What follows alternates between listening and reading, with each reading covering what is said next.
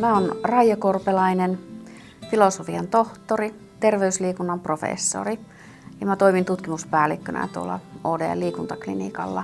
On älyttömän hienoa päästä juhlimaan ODL:stä 30 vuotta, mutta myös sitä liikuntaklinikan taivalta, joka alkoi 72, jolloin tutkimus oli hyvinkin tämmöistä harrastajamaista ja puuhastelua ilman mitään rahoitusta käytännössä.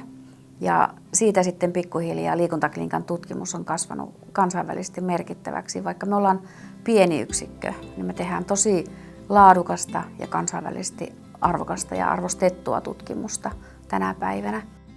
Tällä hetkellä meidän keskeisiä tutkimusteemoja, niitä tekijöitä elämänkaaren varrelta, jotka ovat yhteydessä fyysiseen aktiivisuuteen eli liikkumiseen ja toisaalta myös fyysiseen inaktiivisuuteen. Eli pyritään selittämään sitä, että miksi joillekin syntyy elämänkaaren aikana liikunnallinen elämäntapa ja miksi joillekin taas ei.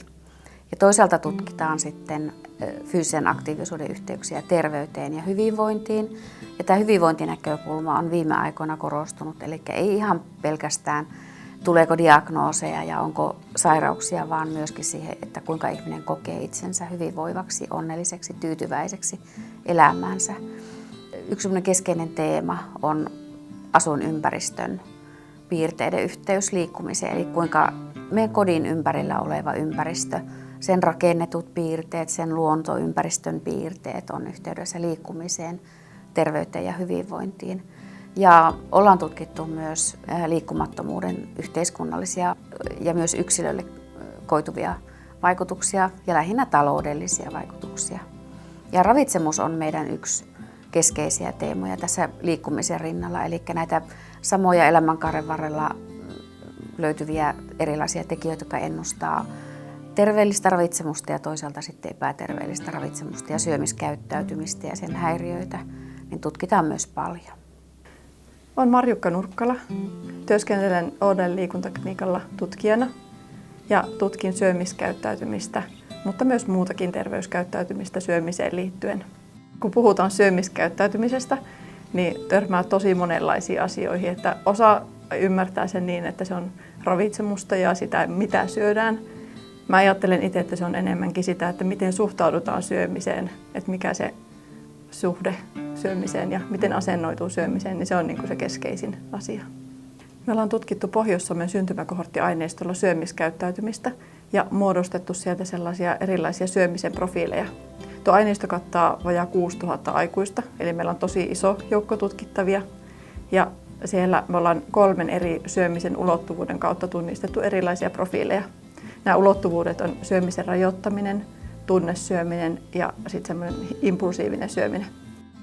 Nämä syömisen profiilit on sillä lailla kiinnostavia, että kun me ollaan tarkasteltu yleensä yksittäin tämmöisiä syömisen ulottuvuuksia, että minkälaisia yhdistelmiä niistä muodostuu ja sitten jos kun me tunnistetaan näitä erilaisia profiileja, niin miten me voidaan hyödyntää niitä sitten esimerkiksi elintapaohjauksessa, lihavuuden hoidossa, että millä tavalla me lähdetään niin kohdentamaan eri ihmisille vaikka erilaista ohjausta, jos miettii terveydenhuoltoa, mutta myös ehkä niin kuin tämmöistä niin kuin psykologisesta näkökulmasta. Tärkeää myös tunnistaa se, että me ollaan tosi yksilöllisiä. Että esimerkiksi vaikka se, että minkälainen meidän temperamentti on, minkälainen persoonallisuus meillä on, niin se vaikuttaa tosi paljon siihen, että minkälaisen otteen ruoka ja syöminen saa meidän elämässä. Me ehkä jäädään yleisessä keskustelussa herkästi jumiin siihen, että syöminen on sitä, että mitä meillä on siellä lautasella ja mitä siellä pitäisi olla. Ja että pitäisi niin kuin ensin katsoa sillä laajassa kuvassa. Ja sitten kun se kokonaiskuva on katsottu, niin sitten voi ehkä lähteä tarkemmin tutkimaan, mitä siellä ruokalautasella on. Meillä on tulossa tosi mielenkiintoinen tutkimuspäivä. Ja siellä on tosi kattavasti ja monipuolisesti kerrotaan meidän tutkimuksesta, miten se liittyy tähän päivään ja mitä me tullaan ehkä tulevaisuudessa tekemään. Että se kyllä avaa sillä monipuolisesti sitä kaikkea, mitä meillä tehdään ja tullaan tekemään. Mä oon Sini Koho ja työskentelen ODL-liikuntaklinikan kunnan liikuntaneuvonnasta Mieliluontoon hankkeessa projektityöntekijänä ja mä vastaan tässä hankkeessa koulutuksesta ja viestinnästä. Mieliluontoon hankkeen tavoitteena on edistää mielen hyvinvoinnin haasteita kokevien työikäisten luonnossa liikkumista ja sitä kautta edistää sitten heidän hyvinvointia ja terveyttä. Me myös kootaan luontoliikuntamenetelmiä, jotka vaikuttaa positiivisesti sekä mielen hyvinvointiin että liikkumiseen.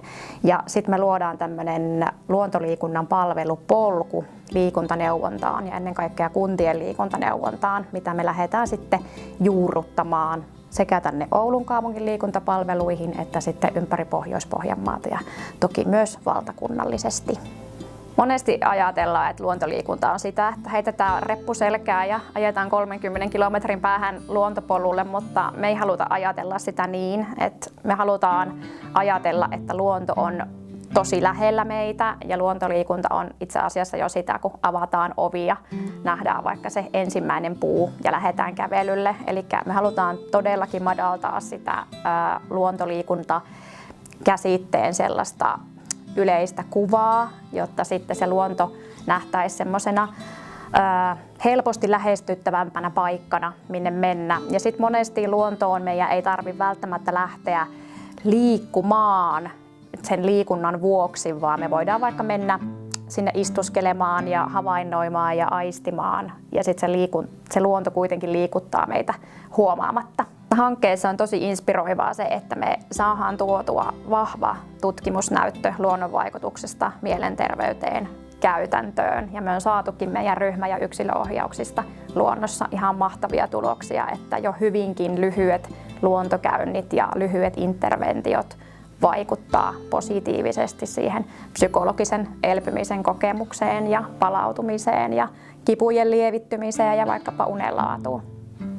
Työskentely ODL-liikuntaklinikalla on kyllä tosi monipuolista ja inspiroivaa ja ennen kaikkea mä tykkään tässä siksi, että tässä pääsee toimimaan myös tutkimuspuolen kanssa ja esimerkiksi kouluttamaan tutkijoiden kanssa ammattilaisia ja tässä pääsee olemaan luova, pääsee liikkumaan luontoon ja pääsee välillä myöskin tekemään kaikkea muitakin juttuja, että tämä on hirveän monipuolinen paikka ja täällä on ihania ihmisiä ja kaikilla on kyllä semmoinen hyvä sydän ja yhteinen missio auttaa ihmisiä.